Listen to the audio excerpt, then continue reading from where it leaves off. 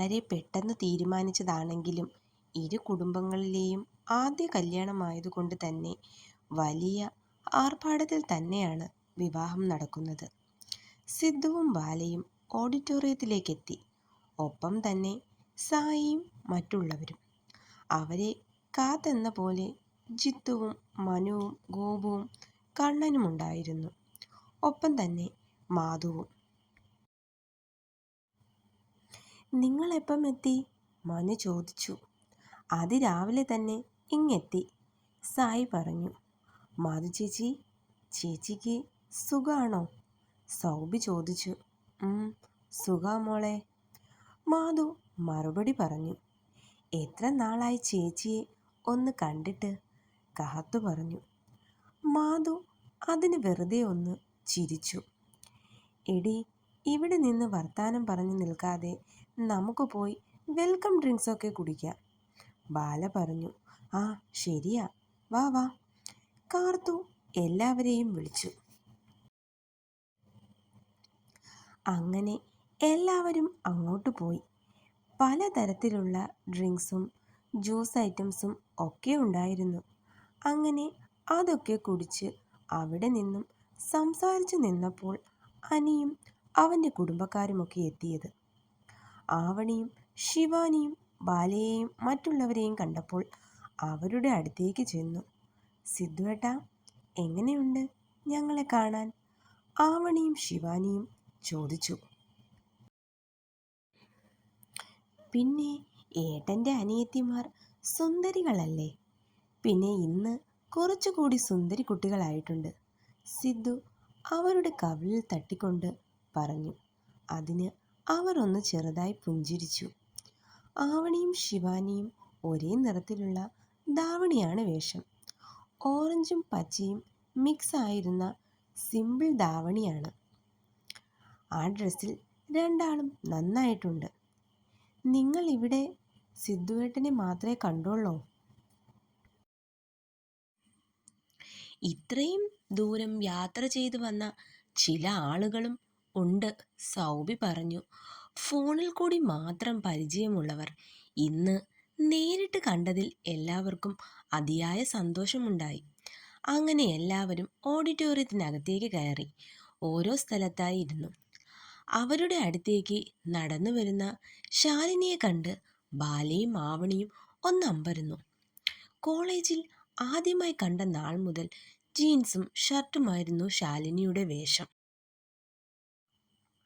അങ്ങനെയുള്ള ശാലിനി ഇന്നിതാ ഒരു അനാർക്കലി ചുരിദാറൊക്കെ ഇട്ട് മുടിയൊക്കെ കെട്ടി അതിൽ കുറച്ച് മുല്ലപ്പൂവൊക്കെ വെച്ചാണ് വരുന്നത്. അവളുടെ ആ മാറ്റം കണ്ടാണ് ബാലയൊക്കെ ഒന്നമ്പരന്നത്. ശാലിനിയെ തന്നെ നോക്കി ഗോപുവും അവിടെ ഉണ്ടായിരുന്നു.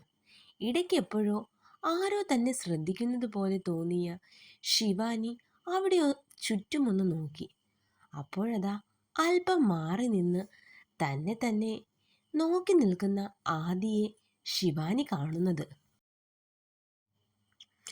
അങ്ങനെ മുഹൂർത്തമായതും അനി മാളവികയുടെ കഴുത്തിൽ താലി കെട്ടി. ചടങ്ങ് കഴിഞ്ഞതും മാളവികയുടെ ഫ്രണ്ട്സും കസിൻസൊക്കെ നടത്തുന്ന ഡാൻസ് പ്രോഗ്രാം ഉണ്ടായിരുന്നു. എല്ലാവരും അതൊക്കെ കണ്ട് ആസ്വദിച്ചിരിക്കുവാണ്. ഇടയ്ക്ക് ഓഡിറ്റോറിയത്തിന് പുറത്തുള്ള വാഷ്റൂമിലേക്ക് പോയിട്ട് തിരിച്ചു വരവേ ശിവാനിയുടെ കയ്യിൽ ആരോ പിടിച്ചു അല്പം മാറി നിന്നു. അവൾ കൈ പിടിച്ച ആളിൻ്റെ മുഖത്തേക്ക് നോക്കി. "ആദി സാർ," അവൾ പതിയെ പറഞ്ഞു. അതെ, ആദി തന്നെ," അവനും ഒരു കള്ളച്ചിരിയോടെ പറഞ്ഞു. "Shiva, you look is very pretty," അവൻ പതിയെ അവളുടെ കാതോരം വന്നു പറഞ്ഞു. അവൾക്ക് അത് കേൾക്കെ ശരീരത്തിന് വല്ലാത്തൊരു വിറയൽ തോന്നി. കാരണം അവളോട് അത്രയും അടുത്തായിട്ടാണ് ആദി നിൽക്കുന്നത്. ഞാൻ പൊയ്ക്കോട്ടെ?" അവൾ അവനോട് ചോദിച്ചു.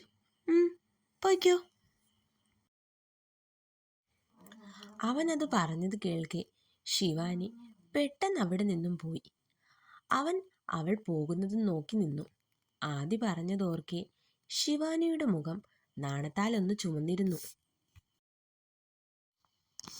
വിശപ്പിൻ്റെ വിളി വന്നതും ബാലയും സൗബിയും കാർത്തവും കൂടി എല്ലാവരെയും വിളിച്ച് ഫുഡ് കഴിക്കാനായി പോയി. വിഭവസമൃദ്ധമായ സദ്യ തന്നെയായിരുന്നു. അങ്ങനെ എല്ലാവരും ഫുഡൊക്കെ കഴിച്ചു കഴിഞ്ഞ് അല്പം കഴിഞ്ഞതും സായി പോകാൻ സമയമായെന്ന് പറഞ്ഞു. എല്ലാരോടും യാത്ര പറഞ്ഞ് വണ്ടിയിലേക്ക് കയറി. കൂടെ തന്നെ സൗബിയും കാർത്തവും അമൃതയും. വെക്കേഷൻ ആവുമ്പോൾ നാട്ടിലേക്ക് വരാന്ന് ബാല സൗബിയോടും കാർത്തവനോടും പറഞ്ഞു. അങ്ങനെ സായിയും മറ്റുള്ളവരും അവിടെ നിന്നും തറവാട്ടിലേക്ക് മടങ്ങി.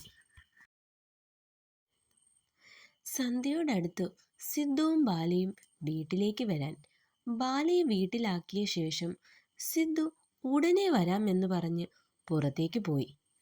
അവൻ പോയി കുറച്ചു കഴിഞ്ഞതും മഴ തുടങ്ങി. നൈറ്റ് കഴിക്കാൻ വേണ്ടി ആവണിയുടെ വീട്ടിൽ നിന്നും അവളുടെ അമ്മ ഫുഡ് കൊടുത്തു വിട്ടിരുന്നു. അതുകൊണ്ട് തന്നെ ബാലയ്ക്ക് വീട്ടിൽ വേറെ ജോലികളൊന്നും ഉണ്ടായിരുന്നില്ല. സമയം 8 മണിയോടടുത്തു. എന്നിട്ടും സിദ്ധു വന്നിട്ടില്ല. മഴ ആയതുകൊണ്ട് തന്നെ ഫോൺ വിളിക്കാൻ റേഞ്ചും കിട്ടുന്നില്ല. മഴ കുറയാതെ ശക്തിയായി പെയ്യാൻ തുടങ്ങിയതും കറണ്ട് പോയി. ബാലയ്ക്ക് എന്തോ വല്ലായ്മ തോന്നി. അവൾ ഹാളിൽ നിന്നും മുറിയിലേക്ക് പോകാമെന്ന് കരുതി ഹാളിലെ സെറ്റിയിൽ നിന്നും എണ്ണീച്ചതും വീട്ടിൽ മറ്റാരോ ഉള്ളതുപോലെ അവൾക്ക് ഫീൽ ചെയ്യാൻ തുടങ്ങി.